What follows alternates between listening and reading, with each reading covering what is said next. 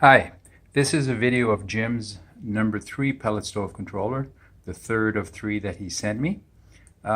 This one also had issues. I repaired them and I'm ready to demonstrate that on the tester now. So I've got the fire or the thermocouple reading a temperature of 60 degrees, which is a cold room, and I've got my thermostat set right now to call for heat. So when I turn on the stove, 3 lights should come on: the igniter, the combustion, and the auger motor. And let's see that, and there it is. All 3 of them come on because I'm calling for heat. The green light is on and the fire is cold. So what's happening now is the igniter is warming up. As we just turned it on, it's warming up, and the auger motor will drive pellets into the pit for approximately 1 minute. The auger itself, not the auger, but the igniter itself, should stay on for about 8 minutes, depending on the timer inside the box, and then it'll go off depending on calling for heat and the temperature of the fire itself. So one of the things to note here is on this one I've noted that the green light comes on at 230 degrees Fahrenheit and the red light should come on at about 856 Fahrenheit.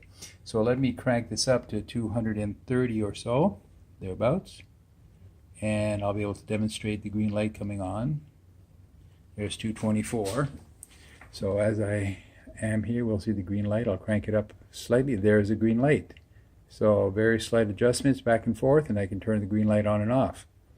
So nothing should happen at the lights. They should all be on, no change there.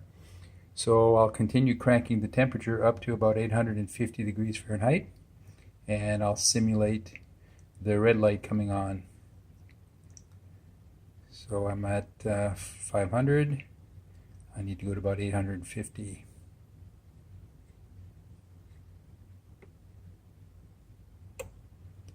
Oh, I passed it. There it is. So we can see the igniter go off. So just to double check here, the red light should come on there we go. Red light's coming on. So that matches my note on the controller itself and causes the igniter to go off. So with the red light on, the igniter goes off and the auger motor continues to feed pellets until I stop calling for heat. So if the room temperature warms up, the thermostat will open up and we see the auger motor stop feeding pellets. If I maintain my temperature and the thermostat starts calling for heat again, green light again, the auger starts feeding pellets and the fire is sustained. Now, if I were to stop calling for heat and the room temperature cools below my red light set point, below 850 degrees, so if I bring it down to 830, for example, when I turn it on again, when I call for heat, the igniter and the auger motor should come on. So here we go. There's my call for heat.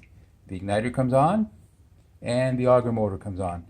And the igniter is on a timed circuit, so it'll eventually shut itself off, but it'll stay that way until the fire in the pit warms up past 850, and there it is. Or if it doesn't, by a timer, which is like 8 minutes inside the control box. So there it is. All the features have been demonstrated. The controller is working correctly. No chattering relays, no issues to note, and this control box is ready to return to Jim. Thank you, Jim.